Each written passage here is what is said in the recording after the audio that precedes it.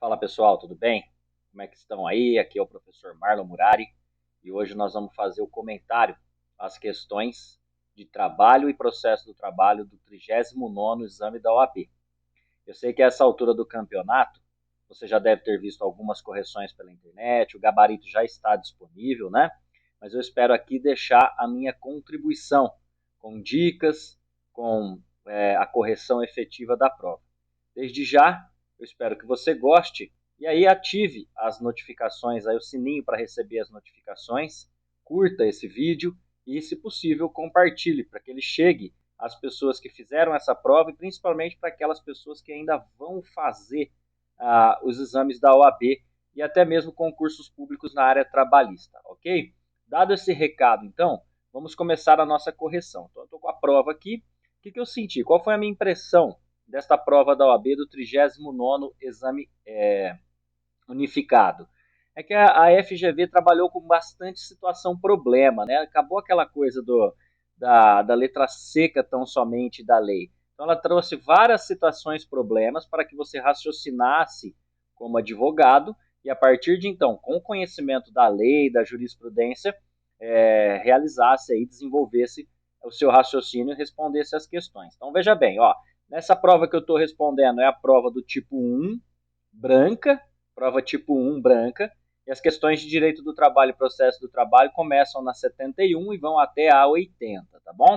Então vamos lá, se situe aí para que a gente possa trabalhar essa correção. Então vamos lá, ó. Uma família composta de pai, mãe e uma filha, respectivamente, Jorge, Paula e Rita, trabalha na mesma sociedade empresária como funcionários do departamento de produção. Então a informação importante é que o Jorge, a Paula e a Rita são da mesma família, pai, mãe e a filha. A Rita tem 16 anos de idade, presta atenção e estuda na parte da manhã em uma escola vizinha ao local de trabalho. Está cursando o primeiro ano do ensino médio. Os pais, então essa informação é importante, porque ela é empregada, ela é menor de 18 anos e ela é estudante. Isso tudo você tem que saber. Já os pais são responsáveis pelo setor de qualidade da empresa, setor de qualidade da empresa que não conta com nenhum outro funcionário. Então essa informação também é importante. Os pais, são os dois pais, trabalham no setor de qualidade da empresa e não tem nenhum outro funcionário, né? Então isso é importante. Por quê? Porque você já nessa altura da questão, você já imaginou o que é que eles vão te perguntar. Os três procuraram você como advogado porque desejam fazer coincidir as férias escolares de Rita no mês de julho com as férias de Jorge e Paula, a fim de viabilizar uma viagem familiar. Olha que interessante. Entretanto, o empregador indeferiu o requerimento de férias de Jorge e Paula, tendo deferido apenas o de Rita. Sobre o direito às férias, assinale a alternativa correta. Veja bem, o que ele quer saber aí? Férias, está na cara, né? Mas o que ele quer saber se os pais têm direito a fazer coincidir as suas férias com as férias da filha menor empregada que também trabalha na empresa. A resposta disso daí está lá na CLT, lá no artigo 136, que fala da época de concessão das férias. A época de concessão das férias é a que consulte melhor os interesses de quem? Do empregador. No entanto, pessoal, o empregado menor, estudante, tem direito de fazer coincidir as suas férias com as férias escolares. Então, no caso da filha, no caso da Rita, agiu bem o empregador. No entanto, os membros da mesma família que desejarem ter férias no mesmo período podem requerer, desde que isso não prejudique os interesses do empregador. Onde está escrito isso? Lá no parágrafo 2º do artigo 136. Então, no caso aqui, se os dois saem, trabalham no setor de qualidade, se os pais saem juntos, o setor de qualidade vai ficar sem ninguém. Isso vai causar um prejuízo ao empregador. Então, ele fez certo também em indeferir as férias dos pais. A resposta disso está no artigo 136, parágrafos 1º e 2º. E aqui, qual que é a nossa resposta correta? Ó, a resposta é a alternativa D. Rita tem direito a fazer coincidir suas férias no emprego com as férias escolares e seus pais terão direito a gozar férias no mesmo período, desde que isso não resulte prejuízo para o serviço, causa do indeferimento pelo empregador, tá certo? Então aqui a resposta da 71 é a letra D de dado. Tá muito bem. Veja que é uma questão bem elaborada, né? Que exigiu de você um raciocínio jurídico aí. Muito bem, vamos para número 72. Você, como advogado, trabalha no setor de recursos humanos de uma grande empresa multinacional.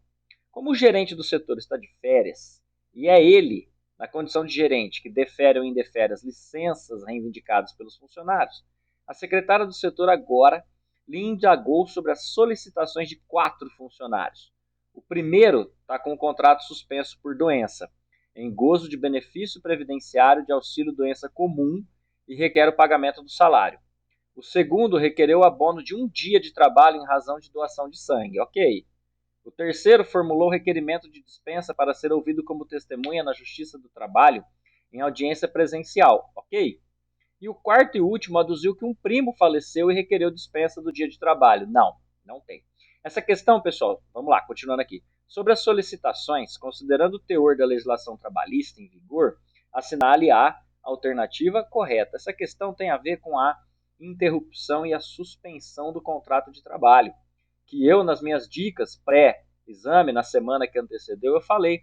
Inclusive na dica, se você pegar no meu canal no Instagram, você vai ver que eu falei, pessoal, decore, mentalize o artigo 473 da CLT, porque ele sempre cai nas provas. São as hipóteses de interrupção, as faltas justificadas. Então, no caso aqui, ó, vamos lá. No caso aqui, você vai pegar o seu artigo 473 e vai ver que a resposta correta é a letra B de bola. Por quê? Olha só.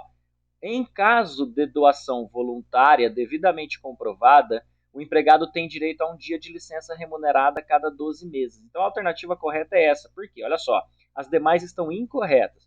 Vamos lá, letra A. Na hipótese de falecimento do primo, sendo parente do funcionário, a dispensa ao trabalho é devida por 1 dia? Não.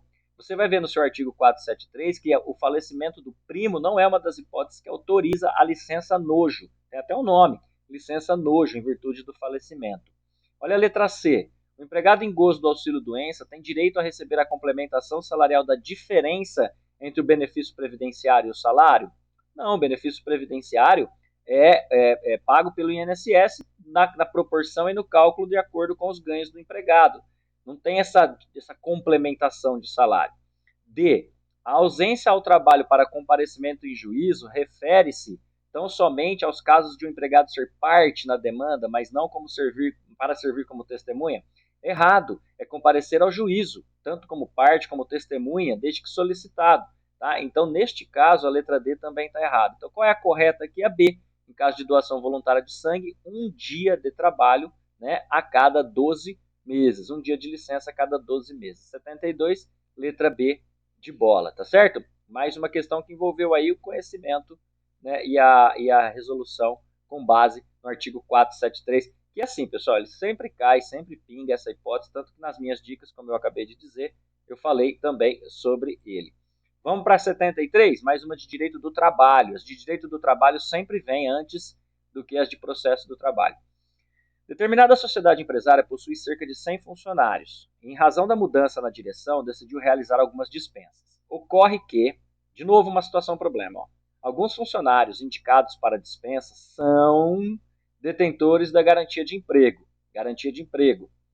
ou estabilidade provisória, sendo uma em decorrência da gestação, já te explicou, uma é gestante, outra por ser dirigente sindical, já te explicou, e outro por ser membro da Comissão Interna de Prevenção de Acidentes, CIPA, eleito pelos empregados.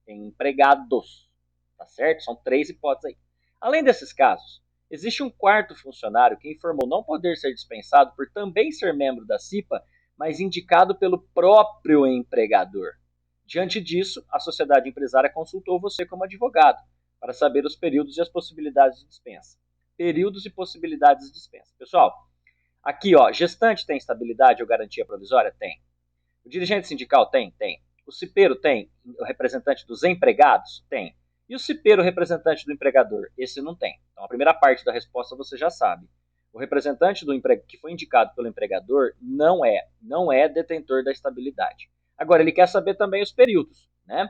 A estabilidade da gestante é da confirmação da gravidez até 5 meses após o parto, e o do dirigente sindical e do cipeiro é do registro de candidatura até 1 ano após o término do mandato. Beleza? Essa é a resposta padrão. Se você lembrasse nesse problema aí, que o representante dos empregadores, indicados pelos empregadores, não tem estabilidade, você já começaria bem a sua resposta. Porque veja só, olha só. Letra A. Todas as modalidades de estabilidade ou garantia de emprego possuem a mesma duração. Está errado. Cada uma tem uma em um ano, tem 5 meses, enfim. A estabilidade da gestante dá-se com a confirmação da gravidez até 5 meses após o parto. A do membro da CIPA eleito pelos empregados do registro da candidatura até um ano após o término do mandato. Assim como a do dirigente sindical. Perfeito. Resposta B de bola. Isso está no artigo 10, inciso 2, a linha B do ADCT, em relação à gestante, e também a súmula 244 em relação à gestante. Lá, a do dirigente sindical, do artigo 8º, inciso 8º da Constituição, né, também tem, e a do cipeiro ali na súmula. Já a letra C, olha só, os empregados representantes da CIPA, sejam eleitos pelos empregados, sejam indicados pelo empregador, tem garantia de emprego. Está errado, né? E a letra D, o conhecimento por parte do empregador do estado gravídico da empregada gestante é requisito para o reconhecimento da estabilidade. Errado. Súmula 244 da CLT fala justamente o contrário. O desconhecimento do estado gravídico pelo empregador não afasta o direito à estabilidade. Súmula 244, uma súmula sempre presente nas provas de OAB. Então, neste caso, resposta correta, letra B de bola. 73 é a letra B de bola. Uma coisa que eu faço questão de mencionar para vocês aqui foi um erro técnico em relação a essa questão, mas que não vai gerar a anulação. Por quê? A CIPA não tem mais esse nome. Então, a questão, o enunciado utilizado aí, a expressão utilizada pela OAB, pela FGV nesta questão, está errado. A Comissão Interna de Prevenção de Acidentes, como está escrito aí, é a nomenclatura defasada. A atual nomenclatura é Comissão Interna de Prevenção de Acidentes e Assédio. Prevenção de Acidentes e Assédio. Foi incluída a expressão assédio pela Lei 14.457 de 2022. 14.457 de 2022, tá certo? Então, houve aí uma falha técnica da FGV e da OAB ao empregar a expressão antiga da CIPA. Muito bem, mas isso, na minha opinião, não vai resultar na anulação desta questão. Questão 74. Plínio Salgado ficou afastado do trabalho por 8 meses em benefício previdenciário decorrente de doença ocupacional relacionada ao trabalho. Você que está estudando, nessa hora você vai falar, eu já até sei o que esse cara vai me perguntar. Ao retornar após a alta médica, foi informado que não teria direito ao gozo de férias, olha isso, tá certo? Pois necessitaria cumprir mais um ano de trabalho, bem como seu FGTS deixou de ser depositado. Opa, uma coisa é uma coisa, outra coisa é outra coisa. Férias é uma coisa, FGTS é outra coisa, já que não houve trabalho. Além disso, seu salário permaneceu congelado. Opa, também está errado. Por não haver trabalho, não lhe sendo devidas diferenças salariais decorrentes do aumento espontâneo concedido pelo empregador, né? Concedido pelo empregador, onde que eu estou? Me perdi, e aos empregados que estavam ativos. Na qualidade de advogado de Plínio, assinale a opção que corretamente contempla os efetivos direitos do seu cliente. Então, veja, ele ficou afastado pelo INSS por 8 meses. Tá? E aí, nesse caso, ele foi informado que ele não tem férias. Ok. Férias ele não tem mesmo. Por que ele não tem férias? Porque o artigo 133, inciso 4 da CLT fala que se você ficar em gozo de benefícios previdenciários por mais de 6 meses, embora descontínuos, 6 meses ou mais, ainda que descontínuos, você perde, zera o teu direito de férias e começa a contar de novo. Então tá certo essa parte, férias ele não tem. No entanto, pessoal, o FGTS, ele tem sim. Por quê? Porque a lei do FGTS, lá no artigo, que é a lei 8.036 de 90, lá no artigo 15, parágrafo 5º, diz que o contrato de trabalho suspenso em decorrência de afastamento ainda assim gera o direito ao recebimento do FGTS. Então, o FGTS ele tem sim, deveria ter sido depositado. Houve um erro do empregador aí. Bem como o empregado tem direito, quando ele voltar, aos aumentos que foram dados aos empregados da ativa. Isso não é justo. Já pensou? Estou afastado. Quem está na ativa teve aumento. Quando eu voltar, não vou ser beneficiado? Isso está no artigo 471, que as vantagens deferidas aos empregados com contratos de trabalho suspenso, por liberalidade do empregador, ele terá direito quando do seu retorno. Então, quanto às férias, agiu certo o empregador, quanto ao FGTS e ao aumento salarial, agiu errado. Então, vamos ver as alternativas? Plínio faz jus aos depósitos do FGTS, bem como ao reajuste salarial concedido pelo empregador. Resposta A. Letra A, 74 da prova tipo 1 branca, letra A. Plínio faz jus aos depósitos do FGTS, bem como ao reajuste salarial concedido pelo empregador e ao cômputo do período de afastamento no período aquisitivo de férias. Não, as férias eram, acabei de falar para vocês. Plínio não tem direito ao reajuste salarial? Errado, tem sim.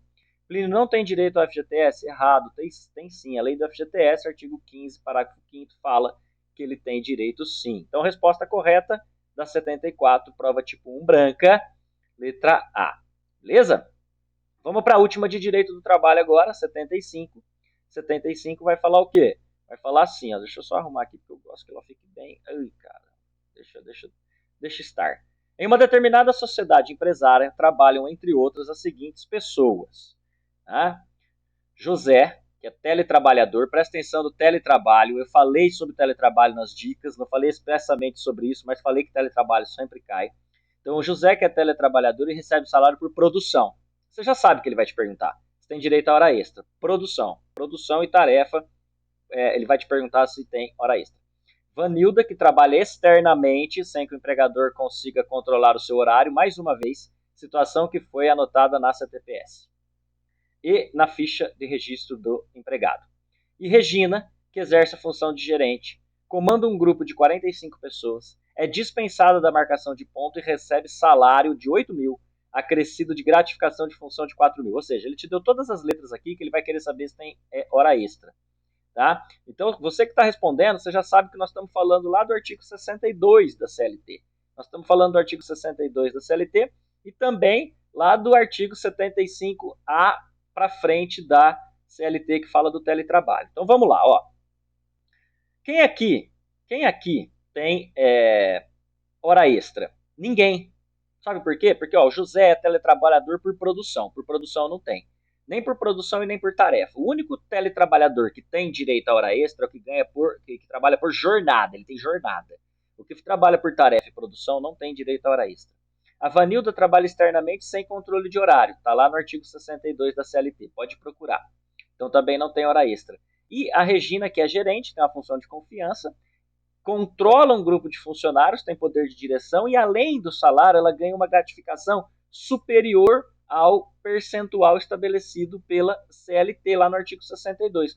Então, nesse caso, nenhum deles tem o direito à jornada. O direito à jornada, não, me desculpe. Todos eles estão excluídos do capítulo referente à duração do trabalho. Então, nenhum deles faz jus à hora extra. Então, vamos ler as alternativas. Somente José tem direito às horas extras, caso ultrapasse a jornada constitucional. Não. Nenhum dos empregados indicados no enunciado terá direito à hora extra. Letra B. Letra B de bola. Ó. Vanildo e Regina terão direito a horas extras caso ultrapassem a jornada constitucional? Não. José e Regina terão direito às horas extras caso ultrapassem a jornada constitucional? Não. Então a 75 da prova 1, tipo 1, branca, é a resposta letra B de bola, tá certo? Artigo 62 da CLT, combinado com 75-A em diante também da CLT, que fala sobre teletrabalho.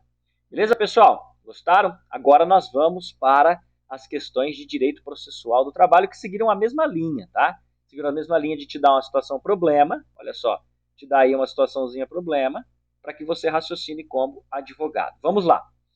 De uma sentença trabalhista que julgou, a questão 76, de uma sentença trabalhista que julgou o pedido procedente em parte, somente o reclamante recorreu. Opa, sentença que julgou procedente em parte, só o reclamante recorreu.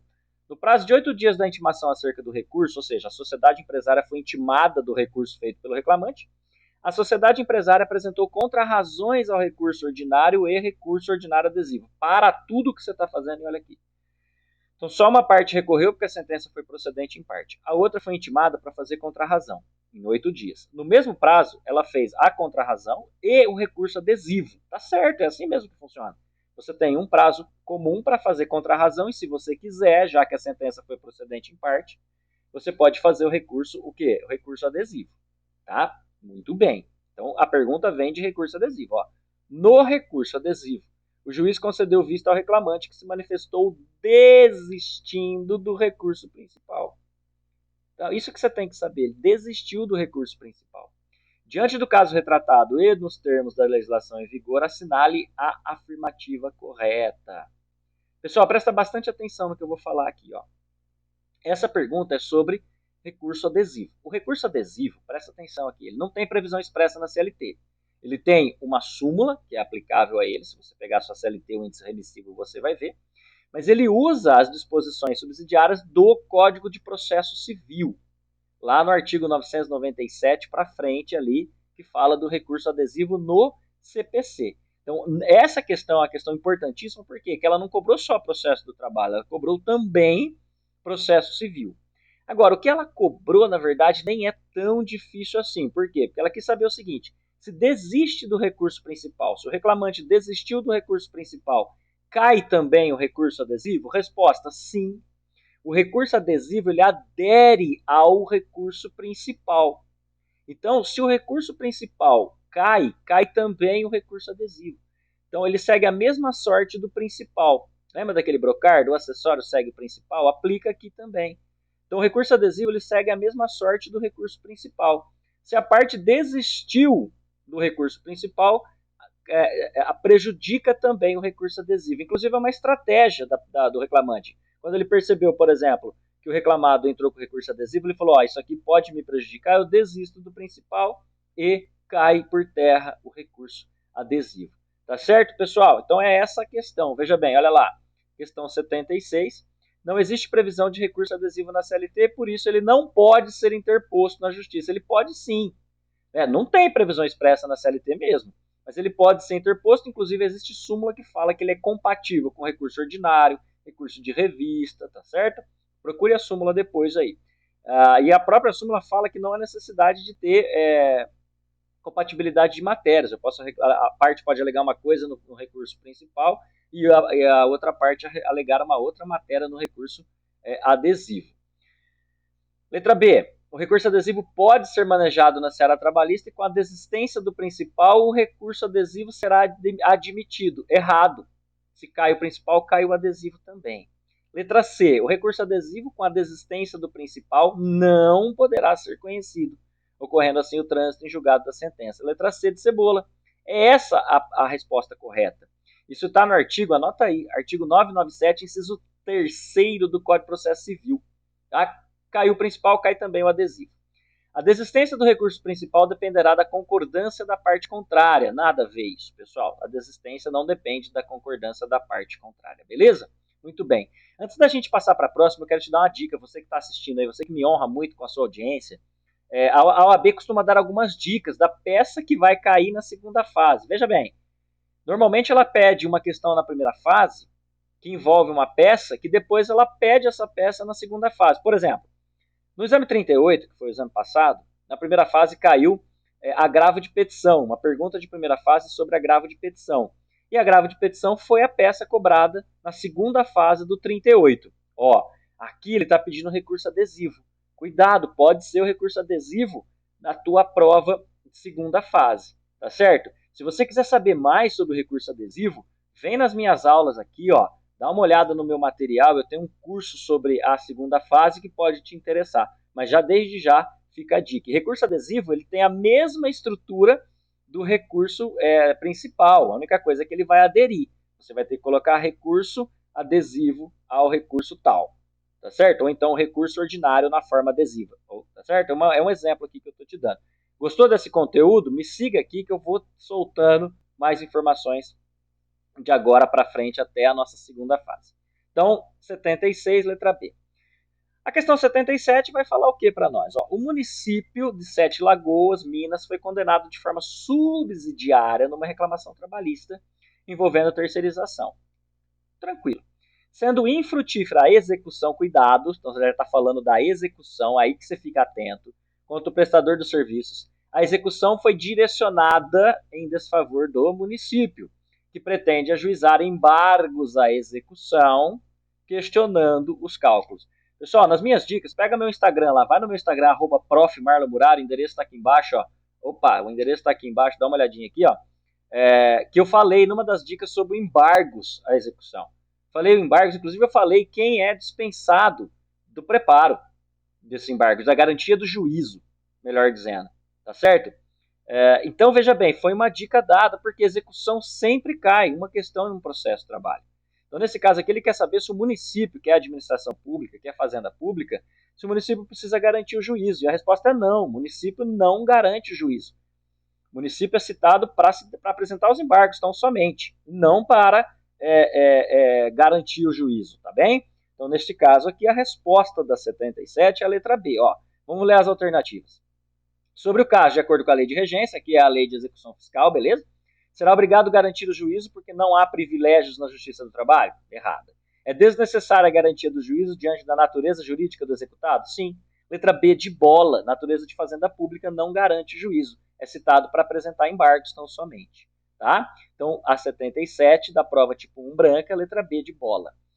Vamos para 78. John, olha só o nome chique do cara, John, estava empregado em uma sociedade empresária de óleo e gás, mas foi injustamente dispensado por justa causa. Então, veja, injustamente dispensado por justa causa, com base, deixa eu baixar um pouquinho aqui para você poder ler aí, com base em uma falsa acusação de consumo de álcool a bordo da plataforma, né? No dia 20 de março de 2023. Então, veja, injustamente, acusado de consumo de álcool na plataforma, foi mandado embora por justa causa. Você, como advogado de John, ajuizou reclamação trabalhista e a única testemunha do seu cliente não fala ou entende português, apenas inglês. Tudo bem, problema nenhum. Você arrolou como testemunha e já requereu e obteve o benefício da gratuidade da justiça. Isso aqui é importante. Você pediu uma testemunha que não fala ou entende português. Beleza. E pediu e teve deferido o benefício da justiça gratuita. Sobre o seu requerimento para a produção de prova, assinale a correta. Veja bem, olha lá. Assinale a correta aqui. Você deverá requerer ao juiz um intérprete que será custeado pela ré por ser sucumbente. Então, o que ele vai querer saber? Quem paga o honorário, pessoal. Nessa questão 78, ele vai querer saber quem paga aí o honorário do intérprete. Tá certo? Então, neste caso, quem vai custear o honorário do intérprete, pessoal, é aqui, ó, a 78, olha só. Você deverá requerer ao juiz um intérprete que será custeado pela ré, se sucumbente no objeto da prova, ou pela união, se você for a parte sucumbente. Então, olha só que interessante. É a letra A a resposta correta. Por quê, pessoal? Quando a pessoa tem o benefício da justiça gratuita, ele não vai pagar o honorário, não vai pagar custos. Quem vai pagar é a união. Agora, se a ré, no caso a plataforma, for sucumbente nesse objeto da prova, ela vai pagar. É o mesmo raciocínio em relação à perícia. A parte sucumbente no objeto da perícia paga o honorário, salvo se for o reclamante beneficiário da justiça gratuita. Aí, nesse caso, quem paga é a união. Então, o raciocínio é o mesmo. Tá? Então, neste caso, quem vai pagar é a parte sucumbente no objeto da perícia, ok. Se for a sociedade empresária, é ela. Se for o empregado, o reclamante, quem vai pagar é a união, porque ele é beneficiário da justiça gratuita. Então, a 78, resposta correta, letra A. Veja que exigiu raciocínio, tá? E você tem que saber de tudo isso daí lendo a sua CLT. 79. Essa é uma questão fácil. Só requeria atenção porque você tinha que conhecer o artigo 114 da Constituição Federal. Determinada sociedade empresária, sua cliente, recebeu a visita dos fiscais do trabalho, os quais apontaram haver irregularidades quanto às condições de trabalho de alguns empregados, bem como entenderam irregular no dia estar as dependências da empresa pessoas prestadoras de serviço por intermédio de MEI, microempreendedor individual. Tá certo? Os fiscais foram lá e não gostaram e autuaram a empresa. Mas vamos lá, ó. Diante disso, foram lavrados 2 autos de infração aplicando multas severas, sendo concedido prazo de 30 dias para o pagamento sob pena de fechamento do estabelecimento. Olha que coisa. Não foi facultado à sua cliente nenhum direito à ampla defesa. Opa! Não foi dado nenhum direito à ampla defesa, então a violação ao direito líquido certo. Concorda comigo? Sendo certo que, de fato, nada foi verificado pelos fiscais. Olha só, nada foi verificado.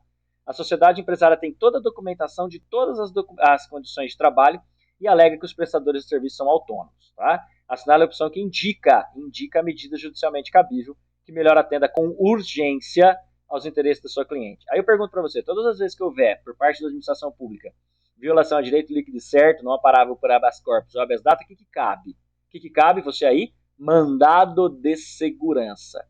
Então, nesse caso, cabe um mandado de segurança. E mandado de segurança para quem? Para a Justiça do Trabalho. Competência da Justiça do Trabalho. Artigo 114 da Constituição Federal, lá no inciso, deixa eu pegar minha cola aqui, inciso 4, tá? Então aqui cabe mandado de segurança na Justiça do Trabalho, letra A. Letra A é a correta. E cuidado, pessoal, aqui, porque veja, agravo de petição é recurso da execução, não é o caso. Mandado de segurança na Justiça Federal não é o caso, porque essa competência é da Justiça do Trabalho, está expressamente prevista no artigo 114, inciso 4º da Constituição Federal. E agravo de instrumento na Justiça do Trabalho não tem nada a ver, porque agravo de instrumento é usado para destrancar recurso. Uma outra dica que eu preciso te dar, muito importante, é sobre a competência originária deste mandado de segurança. Neste caso, quando é de auto de infração da fiscalização do trabalho, esse mandado de segurança começa na vara do trabalho. Ele não começa no TRT, ele começa originariamente na vara do trabalho. Se o examinador quisesse ter complicado um pouquinho, ele teria colocado isso. Mas ele não quis, então ficou mais fácil ainda. Mandado de segurança na Justiça do Trabalho. Novamente, eu vou te dar essa dica. Ó, ele pediu o mandado de segurança aí, o mandado de segurança pode aparecer na tua segunda fase. O mandado de segurança, que foi a peça cobrada no exame número 37, não, 37 não, 36. O exame 36. O 38 foi agravo de petição, o 37 foi uma defesa e o 36 foi o mandado de segurança, tá certo, pessoal? Então pode ser que ele pingue, tá? Como também pode pingar o quê? Aquilo que nós vimos agora há pouco no exame passado, um recurso adesivo. Então a questão número 79, essa daí para mim foi a questão mais fácil, tá? Porque bastava conhecer o artigo 114. E para acabar, processo de trabalho. Em uma reclamação trabalhista, questão número 80, na qual o reclamante postula apenas o pagamento das verbas devidas pela extinção do contrato, a sociedade empresária alegou em sua defesa que nada seria devido porque o ex-empregado praticou falta grave e por isso foi dispensado por justa causa. Então ele está te contando uma história. Fulano entrou com a ação, a defesa alegou justa causa. Na audiência de instrução, cada parte conduziu 2 testemunhas e após ouvir os depoimentos pessoais e considerando a tese da contestação, o juiz decidiu ouvir primeiramente as testemunhas do reclamado e depois as do reclamante. Veja, o juiz inverteu a ordem. Normalmente ouve primeiro as do reclamante, que é o autor, e depois as do reclamado. Tá? Mas o juiz inverteu a ordem.